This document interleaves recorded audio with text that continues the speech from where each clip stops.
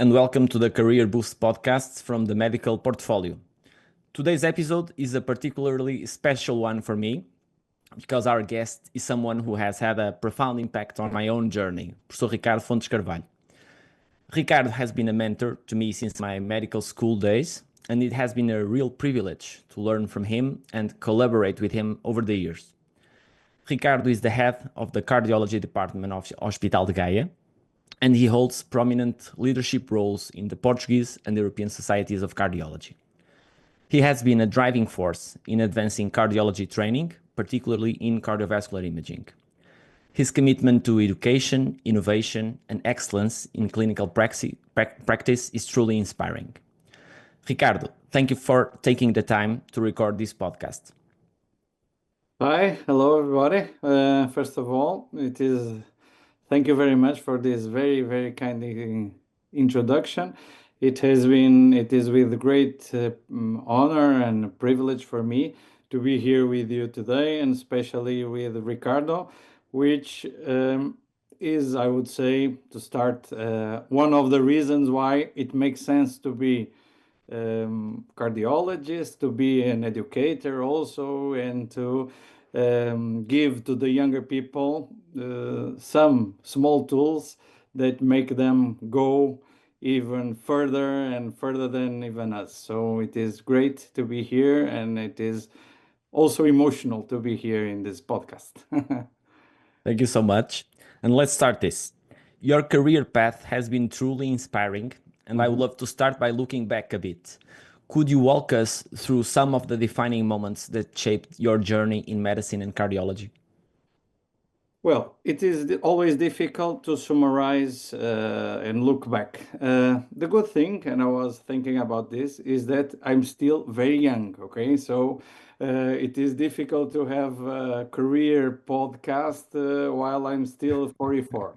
But looking a bit back, how would I define myself? I think mainly as a clinical cardiologist that tries to take care of his patients, that every day tries to improve cardiovascular outcomes to his patients. But one thing that I have learned throughout the years is that you can improve patient outcomes two ways: by being a clinical cardiologist, which is something that I really like, but doing two other things, which is transmitting knowledge and educating the younger generation, also educating other specialities and other doctors, because I seriously believe that it is by spreading, like a network of care that we can spread throughout the country, throughout the world, and inspiring also younger ones, that we can have a greater impact in cardiovascular health at a broader way. Also, I would say, and looking back, something that is good for me is this idea to have a bit of clinical care, some academic research, thinking a bit outside of the box, and also this, as you said, teaching the younger ones, teaching other specialities, so that at the end, each one of us can provide a better care to our patients. So I think these were the things that I did in my career. Also, I tried throughout the years to empower the younger generation to have more responsibilities, both at the national side, but also at the European level, creating the ESC, European Society of Cardiology Young Network, also participating actively in the ESC education department. So this idea to empower the younger generation to be better, to be more involved, and to be more involved in patient care, but also at an institutional level. As we reflect on those pivotal moments, I imagine there were people along the way who made a difference. Were there any mentors or role models who had a lasting impact on your development, and how did they influence you? This is always a great question, which is we are always inspired by people who are better than us. No one is perfect, but I think the most important thing is to look to the best of several people. So, by saying that, I would say that there were three important mentors or three important references in my career, some at the national level and some at an international level. I would like to highlight three persons.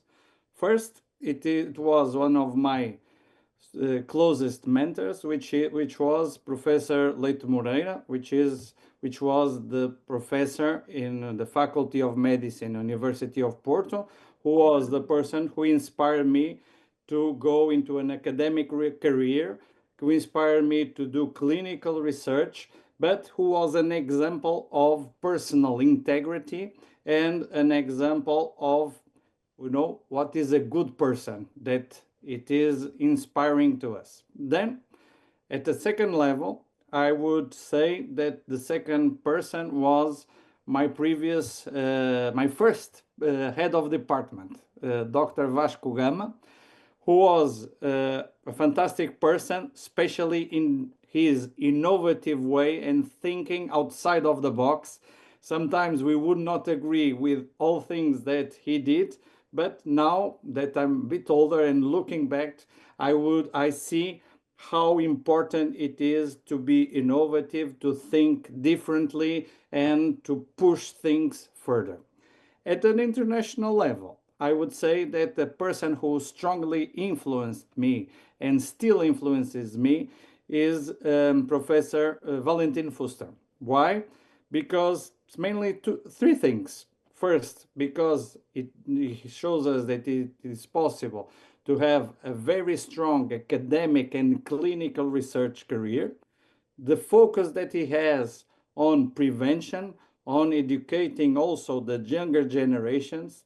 And third, he showed me one thing which is very important in my opinion. We, as doctors, need to have good communication skills with our patients, with our colleagues, with the other specialties. And he is mainly what we called a clinical educator who simplifies complex messages, because cardiovascular disease sometimes is complex, and he can easily transmit knowledge to every person. And I think he is also an inspiration. So, having said that, although none of these persons is perfect and we can criticize some things, I think what we can and what we should do is look at the best qualities of our mentors, be inspired by their qualities, and I think every day I try to look to the best that each person can teach you. These three were three big pillars, but I would say that every day I get inspired by my colleagues, by my students, by a lot of people who I think I have. My quality, I would say, is that I like to listen more than speak, and I try to learn from each person because they always have some qualities that we can take to ourselves and to improve ourselves, I would say. Of course, no career unfolds without a few bumps along the road. What were some of the more difficult challenges you faced, and how did you manage to overcome them? The most important thing I would say is that any career is full of bumps.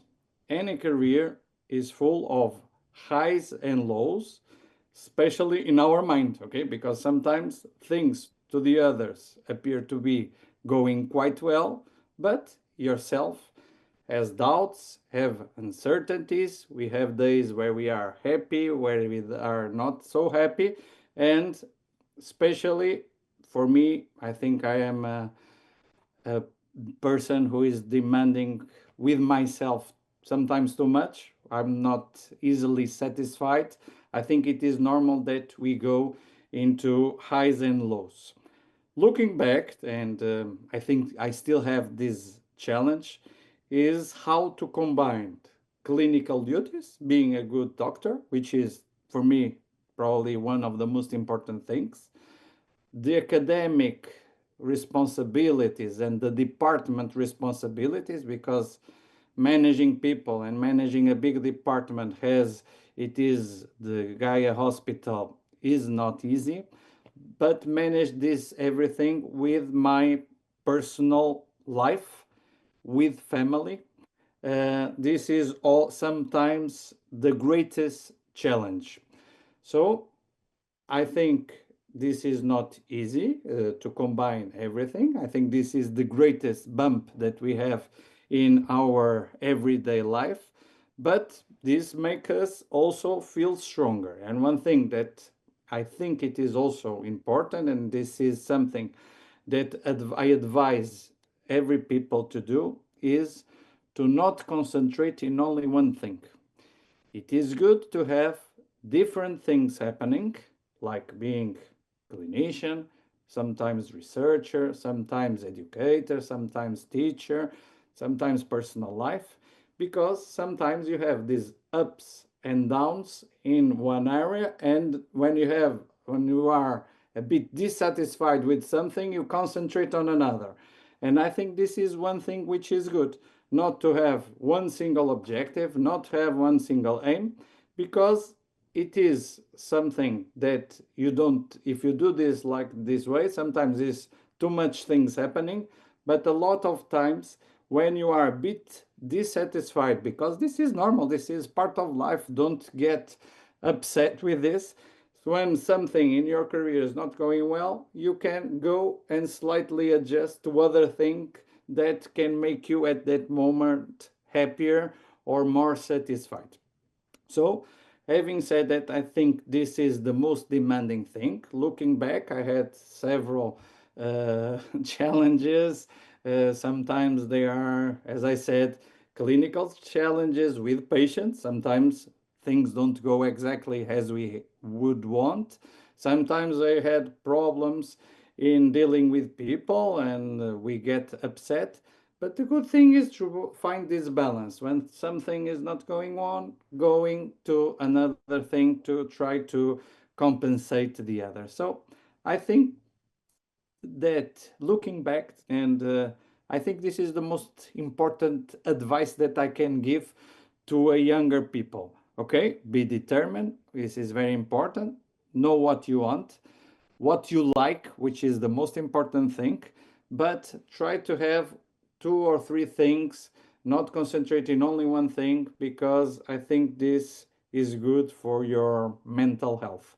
And don't forget, at the end, career is very important, but your family is the most important thing. And without the support of your family, don't forget them. You cannot do anything. It is important for your mental stabilization, and family is really important, and it is the cornerstone of everything. So okay, concentrate on your career, but never forget that you will need at some time this important pillar, which is family.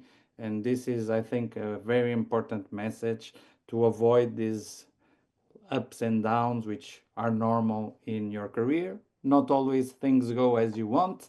It is quite normal. Try to look at a bit further and do not get dissatisfied with some small backdrop. I'll keep the topic of work life balance because striking a Mhm. balance between professional ambition and personal well being can be tricky. How have you approached maintaining that equilibrium in your own life? Okay. The good thing is, uh, I would say that I don't have a personal ambition, okay, which is the things that I did, although I realize that some people work that way. I don't work with an objective. I don't work, okay, I want to be head of department. I want to be that thing or that other thing. I think, at least with me, things occur naturally. Okay, this is good also because it also helps you to deal with frustration if you don't reach an objective. This is the way on how I work. Although I understand that other people can work differently, they can have set an objective and with this objective go into fulfilling this objective. Okay, this is my way of doing things, and that is why I think this makes me personally happy, which is uh, I try to adapt and opportunities appear as I go throughout my career. Having said that, work life balance is a challenge, and I'm not a good example, I would say. Okay. I'm not a good example because in this work life balance, usually work goes a bit too much beyond life. But I would say that there are three or four important things. Again, going back to the family. At the end, this will be the most important thing that will go throughout your life. Okay, don't forget this. Your career will end sooner or later, but family support is very important. One thing that I always do, and I make this as a point, I have dinner every day with my family. Okay, every day. Sometimes you are out, but I try to avoid maximum having compromises at dinner because I think this is really important for your emotional balance and for the emotional balance of my family. I still try, and I think this is really important to have a bit of time with friends. Okay, I can share some of my hobbies. I try to go and see soccer, FC Porto, every time that they play in my city. So we usually go with a group of friends 2 or 3 hours before, have some beers, discuss some things, and then go to the football. Important thing, a bit of friends, but also try to include, if you like, some sports. Now I'm trying to play tennis. When I was younger, I played soccer for a long time.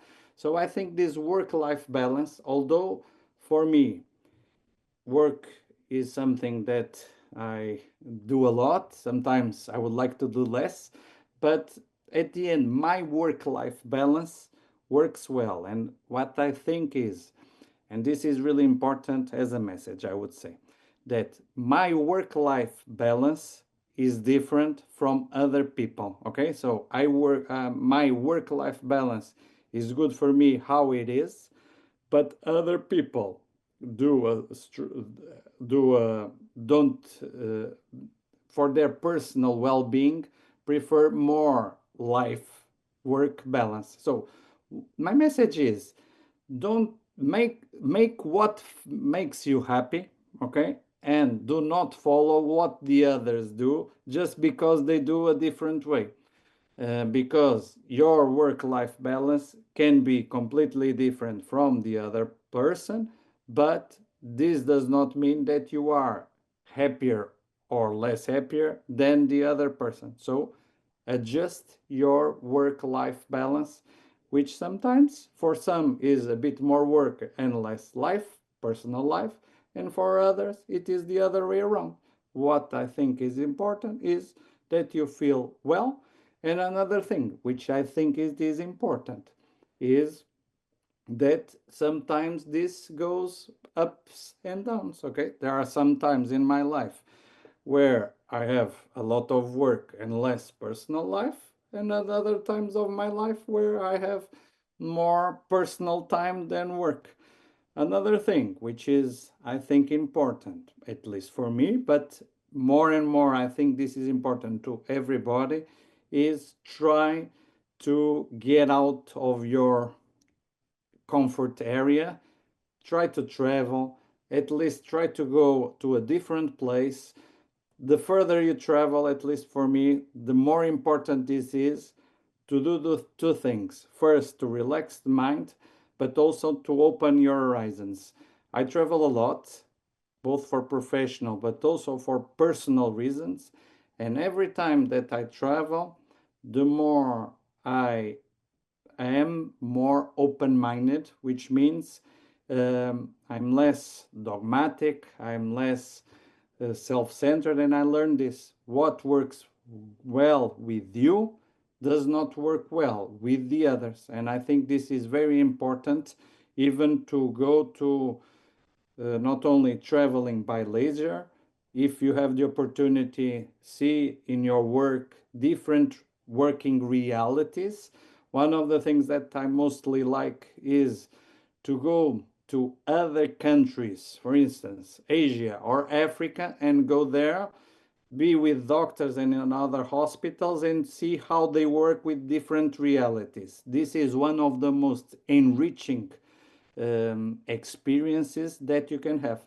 But what I wanted to tell you is that traveling, leisure traveling, is very important also for you to see different realities. Don't stay only where you are. Try to have an open mind. It is good for your mental health also. And I think it is important work for the balance, but also even for your work career, I would say. Let's shift gears to one topic that remains at the forefront of healthcare conversations, that is gender equality in healthcare professionals. From your perspective, do you think significant gaps still exist, particularly in our field? This is always a good question. Disparities can have several forms. Can have we can have the gender disparities. We can have ethnic disparities. We see inequities all over the world. You try to focus gender disparities, and my personal opinion is that in the last 5 to 10 years we have done great progress on this. Okay, so when I was student, there was big gender disparities, and especially in academic world, there was big gender disparities. I think things improved a lot, and I think that nowadays, especially in medical care and even in cardiology, we see a big attenuation of gender disparities.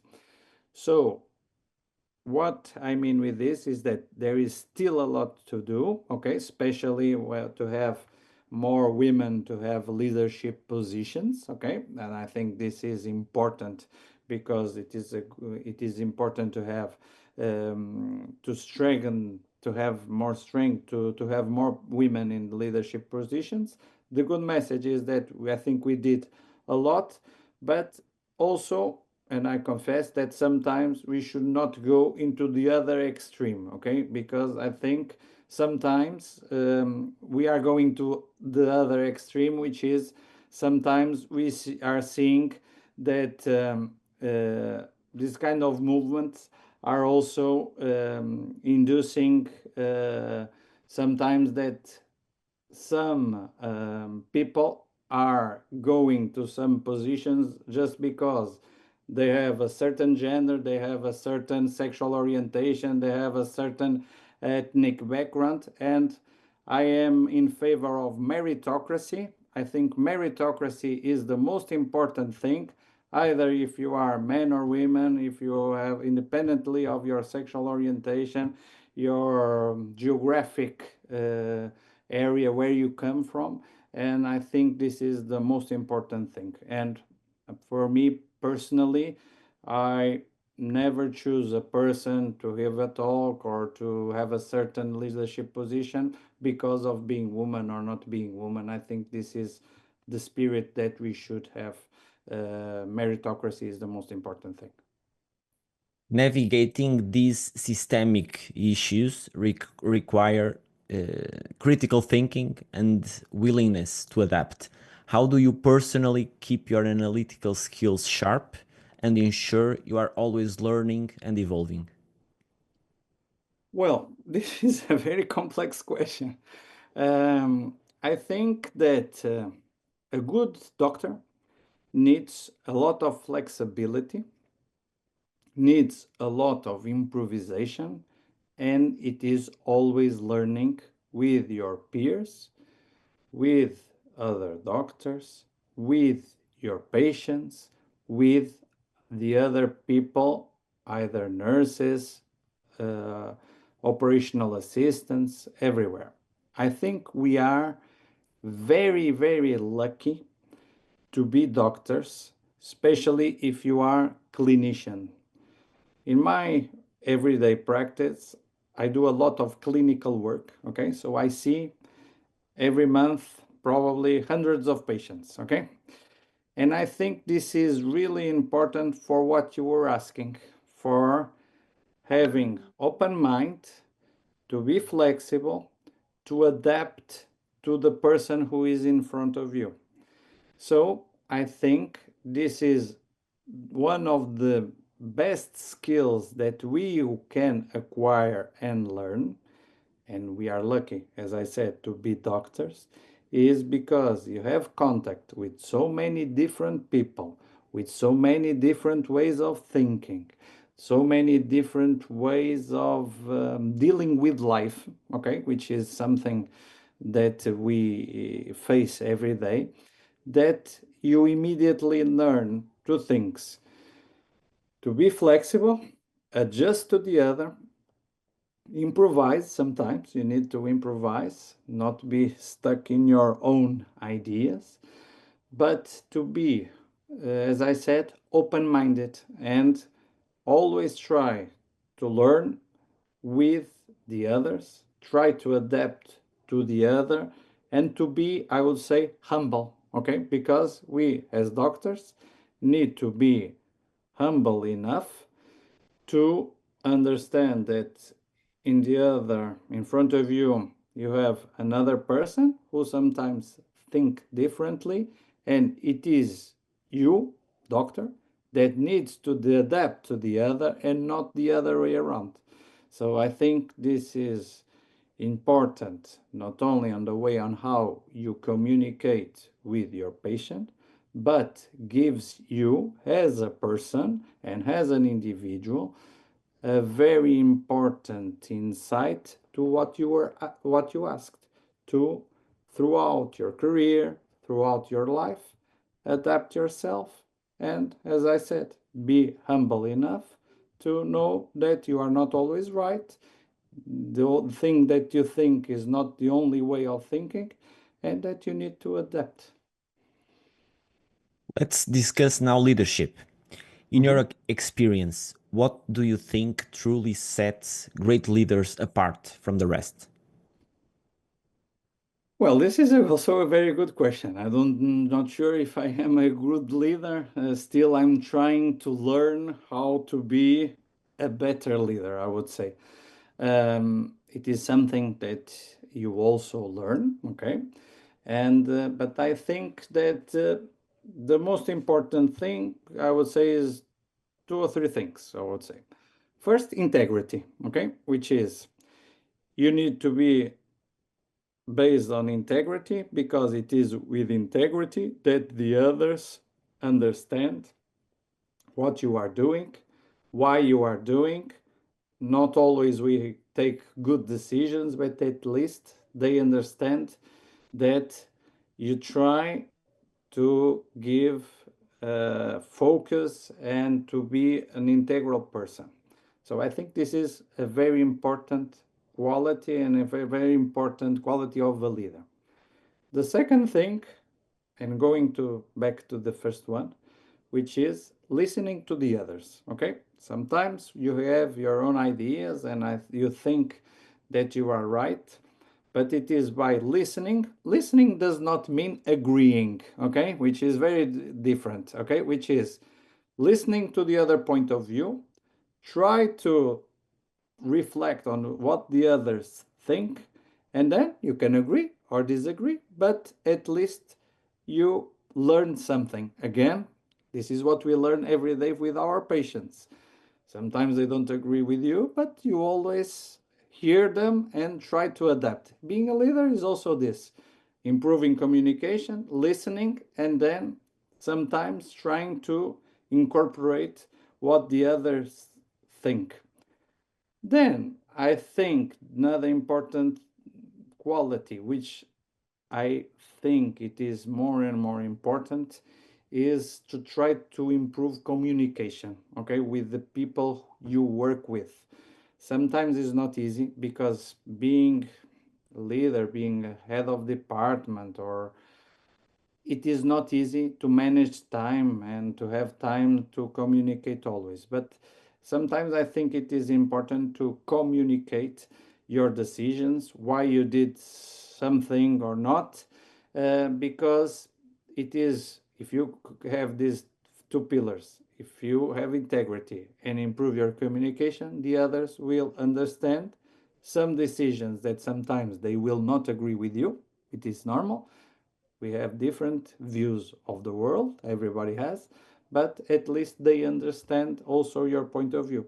So I think being a leader, I'm not sure if I am a good leader, but I try to do my best, and also to inspire the others, which I think it is important to have the younger ones growing, is a bit of these two things and trying to adapt to the others again.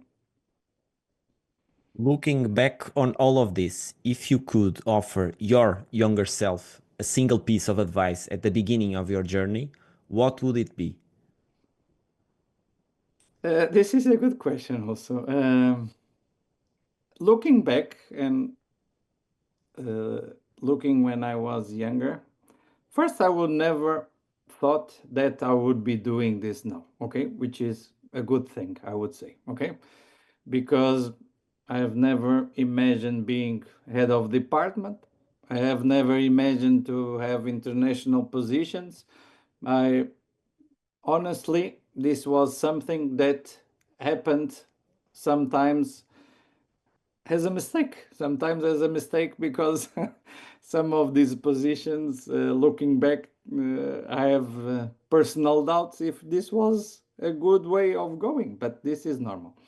But going to your question, I think I didn't want to know anything because I think the good thing and why I would say that I'm happy, although I have my ups and downs and some days that I'm happier and less happier, was exactly what you asked, which was the discovery, which means if I knew more things at the beginning of my career, probably I would not discover every day different things in several positions or in several roles, sometimes as a clinician, sometimes as a researcher, sometimes as an educator, that I learned every day something different in a different way. So, although I understand the question, because the question is important for younger ones to get a bit more sometimes inspired or to have a way to go, try to find your way, I would say. Try to find your way. Try to have open mind. Try to learn one day a different thing. Try to be curious. Try to be, as I said, open minded again. But I think the good thing is that I didn't know anything when I started, but at the end, I enjoyed every step. I think because I didn't know what was the next step. And I think this is something quite enriching. And I always reinforce this, which is we are very lucky as doctors to be doctors. We are lucky. And one thing that I learned is give back to the society what the society gave to you and gives to you every day. We are lucky as cardiologists, specialists, especially, but as medical doctors, to change people's lives, to have an impact in people's life. I would say, and today I'm a bit more emotional, I would say, because I will tell the story just in 1 minute. Because I was today in my appointment, cardiac consult in my hospital, which is quite busy because I see a lot of patients in the morning. And I was seeing the list of the patients, and I saw that we saw a black color in the patient when the patient is dead. Okay, and I knew this patient, and there was the black color, so I saw, okay, the patient died. But they called me because there was in the reception the daughter of the patient was in the reception, and he wanted to talk with me. Okay, so I received the person, and she gave me a letter, 4 pages, okay, where she describes how me, but you also every day, have managed to impact the life of all the family. The patient had a myocardial infarction, then had a pacemaker, then had a valve disease, and we had to uh, follow 20 years of journey, because I remember this was one of my first patients, okay, which was funny because the person says this in the letter. I remember you when you were a very young doctor taking care of my father, and then until the patient died yesterday. So imagine the person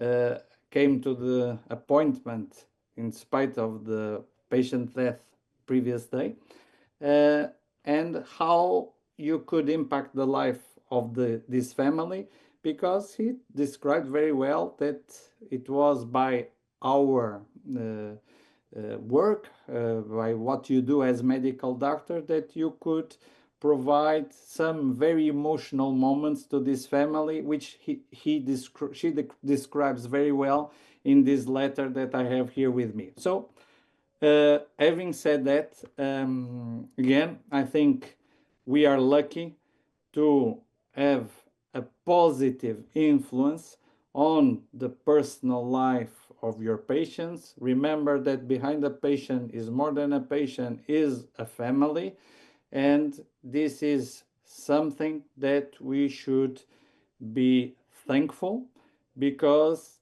it is something that gives purpose to your life. And I think this is more important than having a position as head of department or president of this or that or something. So at the end, it is this emotional link and this personal well-being, which also brings to you, that makes you feel better at the end of the way, which compensates the ups and downs that you discuss, which gives you the perfect work-life balance, because it makes you think that it was worthful to uh, change or impact a person and a family life. So I think this is a happy day for me at the end, because I'm doing this podcast also with you, Ricardo, because Ricardo was one of my first, it was my first PhD student, but it was one of my students which I followed throughout his fantastic career. But it is also a happy day because of this. I would say the end of the story is not nice, because at the end the patient died, but we have this, we can understand how we can be impactful at a personal level, at a community level, which I think it is very important. Try to transmit what you know to the others, to the younger people. If you like, to the other professionals, one of the things that I mostly like to do is to teach to other specialities, other professionals, how to improve cardiovascular care, but also to the community, which I think it is important, and also to the society. As we look ahead, cardiovascular medicine is changing rapidly. Mhm. What major breakthroughs or challenges do you think will most shape the future of cardiology? Well, sometimes I think that how things change so fast, although I'm, as I said, still young, in 15 years, how things change so fast in the practice of cardiology with so many new technologies. I honestly think that the change will be even faster in the next 15 years, okay? Because I think this AI revolution will hit strongly medicine, but I think it will hit in a positive way. It will give better tools for you as a clinician to provide better care to the patient. Don't forget, and again, I say this with an experience of seeing thousands of people. People come to the doctor sometimes not only for, a lot of times not for a technical thing. They come to look for comfort, they come to look for an opinion, they come to look because they are anxious, because they are worried about something that they have. And it will not be artificial intelligence who will solve these kind of things. It will be you, your personal connection between doctor and patient that will solve a lot of these things. Being doctor is not being a technician. Being doctor is being connected with the patient and also solving the emotional part. What I mean with this is, okay, we will have artificial intelligence, which will come. We will have genomics. We will have big data analysis. We will not need to do probably EKGs or interpret EKGs because all the interpretation will be done automatically. Even imaging, I believe that most of the imaging, cardiovascular imaging, will be fully automated.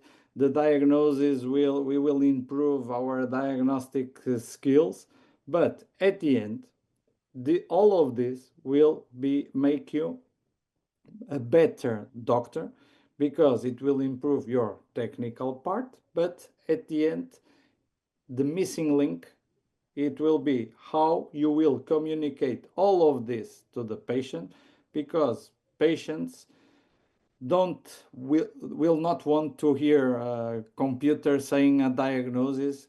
They want you to explain, and this emotional connection, which is always the patient doctor relationship. So I think things will be very different, but one thing will not change, which is patient doctor relation, which will be the cornerstone, and this will not change. Because if you look back, one thing that I like also, and I wrote some articles in Jacques reports about the history of medicine. Okay, so if you want, you can go to Jacques reports, and I wrote 3 or 4 um, papers about the history of medicine. And what you see is that if you look at ancient Greece, okay, so 2000 years ago, the fundamentals of this are there, okay, which means, okay, the practice of medicine changed completely in the last 2000 years, but you see that the fundamentals are still there. So at the end, okay, we will see a lot of revolutions, I have no doubts, but at the end, if you are a clinician, and again, I think this is unique, which is the patient-doctor relationship, which will not change. And finally, to wrap things up with a personal touch, is there a book that has deeply influenced your thinking or approach to life and work, one you would recommend to our listeners? Okay, if we go to work, it will be a lot of cardiology books, okay? Nowadays, what is interesting is that nowadays almost no one read cardiology books, which is something also that changed dramatically. I remember when I was younger one, I was reading Braunwald's and chapter books, and I think nowadays no one reads cardiology books. But I think the question was not about cardiology books. The question was about books that had an impact on you, which inspired you. I would say 2, okay? 2. One book, which is a romance, which is also nice to read, which I would highlight, and I will say why. Which is very nice, which is 100 Years of Solitude, okay? It is a Nobel Prize. If you don't like to read, I advise to read the book, but if you don't like to read it, there is also a recent Netflix series about this fantastic book. although I like personally the series because I think it is very well done, I think reading the book is a completely different experience. Why I like the book? Because I read it when I was, I think, 14 years, and it had a very special dedicatory, a very special introduction, which was from a professor of history, which had a strong influence on me also. And he made a very nice introduction to the book, a personal note, looking at my future career. And I sometimes go there and like to reread the book. If you want something a bit more recent, which discusses a bit of this, of the limitations of personal, of doctor-patient relationship, a good reading, which is more recent, is can be Being Mortal by Atul Gawande. You know, Atul Gawande is a very well-known person because he writes some chronicles and he writes some nice books, which is not about cardiology, but it is about of the human side of medicine. What are the limitations of medicine, which is being mortal. We don't treat every people. You cannot change what is our final destination.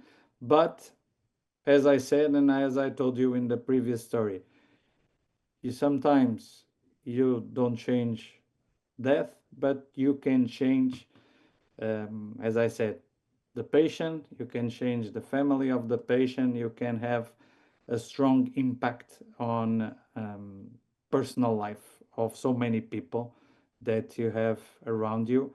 And I think this is the most interesting thing of your career, I would say.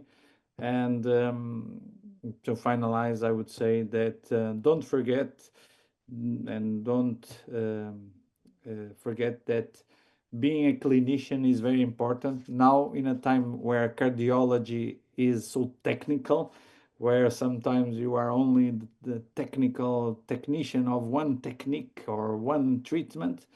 Don't forget that being clinician is really the most amusing part of your career and being that of your life also.